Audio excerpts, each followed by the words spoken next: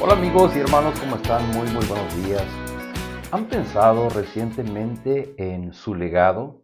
Es decir, en aquello que ustedes dejarán como una evidencia de sus buenas obras para el bien de las personas que les rodean, de sus seres amados, de su familia, de su iglesia, de su colonia. ¿Qué han hecho que dejará una buena huella cuando ustedes partan de este mundo? Y bueno, vamos a ver ahora en la vida de Aarón esta misma experiencia que él vivió. Y voy a leer en el capítulo 20 del libro de Números, versículos del 22 hasta el 29, que es la última parte de este capítulo. Dice así: Toda la comunidad israelita partió de Cades y llegó al monte Hor, cerca de la frontera de Edom. Allí el Señor les dijo a Moisés y Aarón: Pronto Aarón partirá de este mundo, de modo que no entrará en la tierra que les he dado a los israelitas, porque ustedes dos no obedecieron la orden que les di en la fuente de Meriba. Así que lleva a Aarón y a su hijo al monte Hor. Allí le quitarás a Aarón sus vestiduras sacerdotales y se las pondrás a su hijo Eleazar, pues allí Aarón se reunirá con sus antepasados. Moisés llevó a cabo lo que el Señor le ordenó. A la vista de todo el pueblo, los tres subieron al monte Hor. Moisés le quitó a Aarón las vestiduras sacerdotales y se las puso a Eleazar. Allí, en la cumbre del monte, murió Aarón. Luego Moisés y Eleazar descendieron del monte, y cuando el pueblo se enteró de que Aarón había muerto, lo lloró 30 días. Este pasaje tan pequeño tiene diferentes elementos que no vamos a alcanzar a ver hoy, pero quisiera recalcar el versículo 24, cuando el Señor llama a Moisés y Aarón para darles una noticia. Y esa noticia es que pronto Aarón partirá de este mundo. Y junto con esta noticia les recuerda la advertencia que les había hecho. Dice, Aarón no entrará en la tierra que les he prometido a los israelitas, porque ustedes dos no obedecieron la orden que les di. Cuando el pueblo tenía sed y fueron ante Dios, y Dios le ordenó que levantara su vara y le hablara a la roca. Pero Moisés golpeó la roca 2 veces, y como castigo Dios le está diciendo que no entrarán a la tierra prometida. Pero quiero hacer hincapié en esta noticia que Dios le da a Moisés y a Aarón, porque son temas que normalmente nosotros no quisiéramos ni siquiera tener en nuestra mente, como decimos aquí en México, toco madera, ¿verdad? Como una forma de querer dejar ese tema de lado, no pensar en eso, porque pues es un tema inclusive de mala suerte. Pues yo viviré hasta que tenga que vivir y me iré cuando me tenga que ir. Pero está pasando algo interesante, porque Dios le está dando la advertencia, y un poco después lo va a hacer con Moisés, le está dando la advertencia a Aarón de que muy pronto va a partir. Y quiero tomar esto que Dios hace con Aarón para hacernos pensar un poco en este día, en nuestra realidad.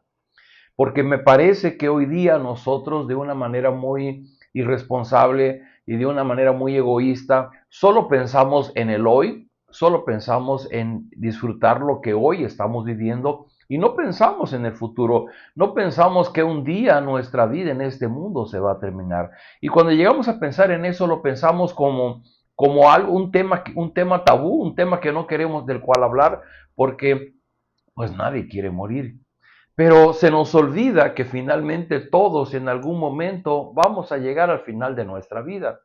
Y sobre todo cuando somos personas ya mayores, que estamos acercándonos hacia el final de nuestra vida, tenemos que tomar muy en cuenta, le preguntaba yo en un principio, ¿cuál ha sido su legado? Porque bueno, si bien es cierto, ahora Aarón no va a poder entrar a la tierra prometida, pero Aarón había sido el sumo sacerdote, Aarón había estado organizando a los levitas y todos los sacrificios en el tabernáculo. Aarón había sido un siervo de Dios junto a Moisés desde que salieron de Egipto y todo su peregrinaje por 40 años en el desierto. Y Aarón había cubierto esa función sacerdotal. Y fíjese usted, él como sumo sacerdote llegó a ser una figura muy importante, porque el sumo sacerdote en el Antiguo Testamento es figura del sacerdocio del Señor Jesucristo. De hecho, En el libro de Hebreos o en la carta a los Hebreos, el escritor llega a resaltar y dice que el Señor Jesucristo es mucho mayor al sumo sacerdote del Antiguo Testamento. Porque el sumo sacerdote del Antiguo Testamento solamente cubrió una función que era muy importante, que tenía que ver con el perdón de los pecados, con los sacrificios en el tabernáculo, pero su función era muy importante, aunque fue figura del Señor Jesucristo más tarde. Yo creo que sin duda alguna Aarón, por las razones que Dios haya considerado justas, no entró a la tierra prometida. Sin embargo, Aarón entró al descanso en la presencia de Dios. Y Aarón dejó un legado. El legado que está dejando es que está dejando sus vestiduras a su hijo Eleazar. Y de una manera muy especial, dice en el versículo 27 que Moisés llevó a cabo lo que el Señor Dios le ordenó, y a la vista del todo el pueblo, los tres subieron al monte Hor, y Moisés le quitó las vestiduras a Aarón y se las puso a Eleazar. Esta sucesión en la función sacerdotal es un paso muy importante, pero yo quisiera pensar que aunque Aarón no entró físicamente a la tierra prometida, él entró a la presencia de Dios.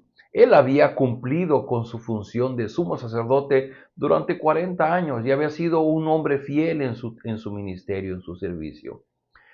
Y sin duda alguna que para cualquier persona que se acerca hacia el final de su vida, pues tiene que hacer un recuento de las cosas que vivió. Seguramente Aarón estaba arrepentido de aquellas cosas en las que no pudo obedecer a Dios, pero también estaba satisfecho por aquellas cosas mediante las cuales había podido contribuir al reino de los cielos.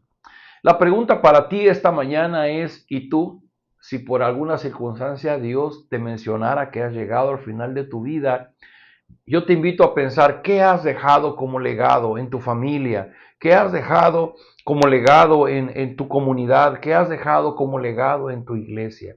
¿Cuál ha sido tu contribución que tú puedas de pronto, ante el aviso que es posible de tu partida de este mundo, tú puedas mirar hacia atrás y puedas ver en tu familia, tu trabajo, tu provisión, tu amor, tu cariño, tu atención hacia ellos, que puedas ver hacia tu iglesia, cuáles son las contribuciones que ha habido, qué parte de la iglesia ha tenido avance, ha tenido crecimiento gracias a tu participación, y que puedas ver también a tu ciudad y que tú puedas ver en qué manera tú serviste a tu ciudad, a las necesidades que hay en una ciudad.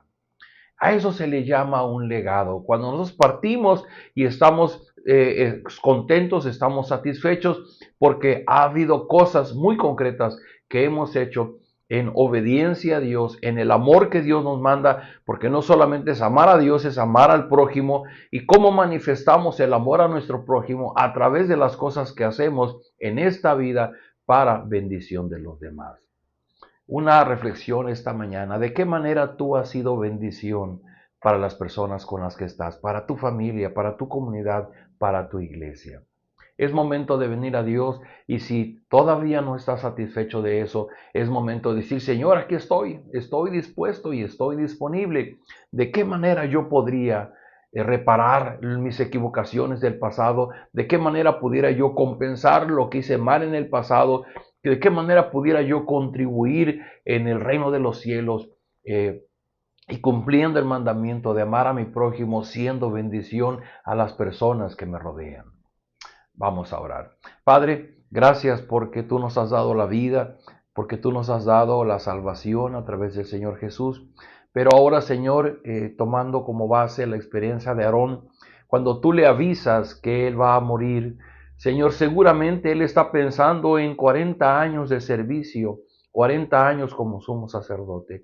Y eso nos hace pensar, Señor, en nuestro legado, en aquellas cosas que estamos haciendo todos los días, y que seguramente al final de nuestra vida vamos a poder mirar hacia atrás y vamos a poder reflexionar en aquellas cosas que hicimos para bendecir a las personas que están junto a nosotros. Ayúdanos a no tener una vida egoísta, una vida donde no solo pensamos en nuestra propia satisfacción, en nuestra propia comodidad o en nuestra propia seguridad, sino también ayúdanos a pensar en cómo cumplir ese mandamiento de amar a nuestro prójimo y ser bendición a las personas que nos rodean. Pedimos, Señor, que nos des un corazón sensible, un corazón obediente a la voz del Espíritu, para que podamos, Señor, ser congruentes con el llamado que tú nos has hecho para ser colaboradores de tu reino. Rogamos que el Señor Jesús sea nuestro Salvador en medio de un corazón a veces egoísta que solamente nos hace pensar en nuestro bienestar, y que nos lleve el Señor Jesús a hacer bendición a aquellos que están junto a nosotros. Lo rogamos en su nombre, en nombre de Jesús. Amén. Queridos amigos, nos vemos el día de mañana.